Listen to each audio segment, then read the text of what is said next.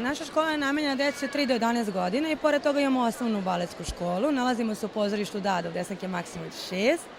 U suštini mi najviše radimo klasičan balet, pored toga imamo i balet za odrasle, to je kao da kažem rekreativan i primenjenu gimnastiku za sve uzraste. I mi imamo, da kažem, više nivoa. U suštini, sva deca koja dolaze u školu priključuju se na početnom nivou, dok kasnije prelaze u neke napredne nivoe i pripreme za baletsku školu. Znači, selekcija kreće sa nekih 6-7 godina kad deca krenu u neku, da kažemo, osnovnu školu i postanu malo ozbiljnije i znaju već šta hoće, a nakon toga kreće već ozbiljna selekcija. Lagano pripremamo za osnovno baletsko obrazovanje i ukoliko se zaista odluče za to, mogu da nastave kod nas i sa osnovnim baletskim obrazovanjem.